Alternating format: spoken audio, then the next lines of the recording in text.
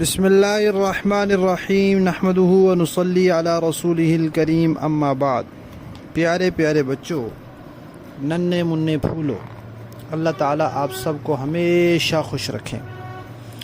الاحسان academy والے چچا کی طرف سے السلام علیکم ورحمۃ اللہ وبرکاتہ۔ پیارے بچوں، آج ہے 14 اگست اور جن بچوں نے آج باجا نہیں بجایا وہ بہت اچھے بچے ہیں۔ پیارے بچوں، باجا جو ہے یہ تو شیطانی آواز ہے۔ نبی پاک صلی اللہ علیہ وسلم نے اس کو بہت سخت ناپسند کیا ہے۔ یہ بری لگتی ہے آواز اللہ تعالیٰ کو بھی، نبی پاک کو بھی اور سچے مسلمانوں کو بھی، تو باجا نہیں بجانا چاہیے۔ آج ہماری کہانی کا عنوان ہے حضرت سیدنا صہیب رومی رضی اللہ تعالی عنہ۔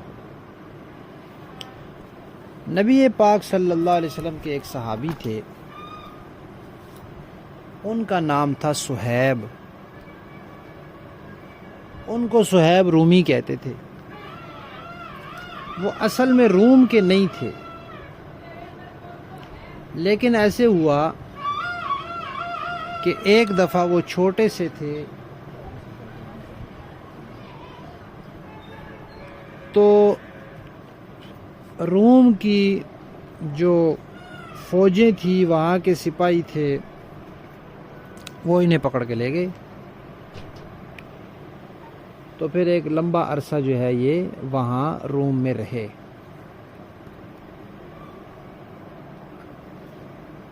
پھر وہاں سے کوئی ان کو لون غلام بنا دیا، ان کو وہاں سے کوئی خرید کے ان کو مکہ لے آیا۔ پھر کسی نے ان کو آزاد کر دیا۔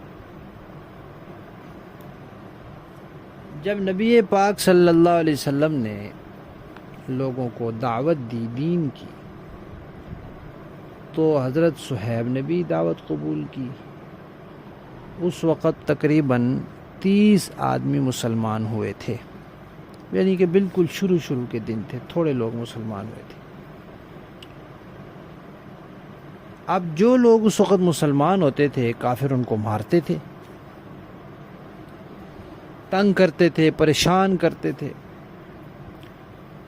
تو جن لوگوں کے خاندان کے لوگ، قبیلے کے لوگ، رشتہ دار وہاں مکہ میں تھے، تو ان کا کوئی نہ کوئی رشتہ دار آ کے ان کو بچا لیتا تھا، یا ان کے بارے میں کسی کو کہتا تھا یار اس کو نہ مارو، ہمارا رشتہ دار ہے۔ لیکن حضرت صہیب کا تو وہاں کوئی رشتہ دار تھا ہی نہیں۔ وہ تو کسی علاقے سے گرفتار ہوئے، پھر روم میں چلے گئے، پھر وہاں سے کسی نے بیچ دیا، پھر مکہ میں آ گئے، یہاں کسی نے آزاد کر دیا۔ ان کے اپنے رشتہ دار تو یہاں نہیں تھے،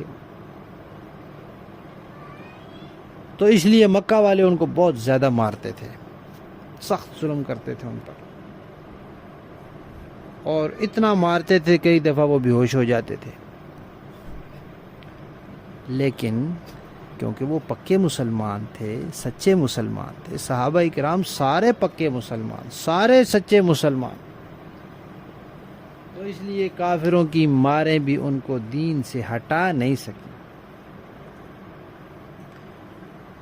پھر جب اللہ تعالیٰ نے نبی پاک صلی اللہ علیہ وسلم سے فرمایا کہ آپ مکہ مکرمہ سے مدینہ منورہ چلے جائیں، تو نبی پاک صلی اللہ علیہ وسلم چلے گئے۔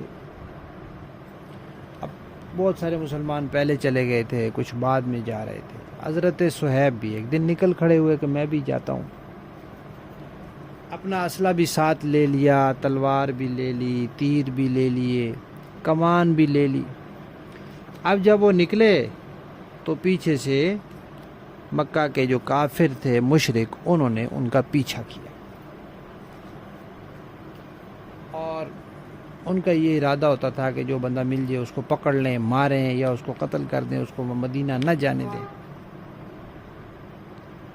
لیکن حضرت صہیب تو پھر حضرت صہیب تھے، وہ بڑے زبردست تیر انداز تھے، نشانہ مارتے تھے، بندہ مر جاتا تھا۔ تو انہوں نے مشرکین مکہ کو ایک بات کہی۔ وہ بات کیا تھی وہ انشاءاللہ ہم کہانی کے اگلے حصے میں سنیں گے۔ ہماری کہانی حضرت صہیب رومی رضی اللہ تعالیٰ عنہ کا پہلا حصہ ختم۔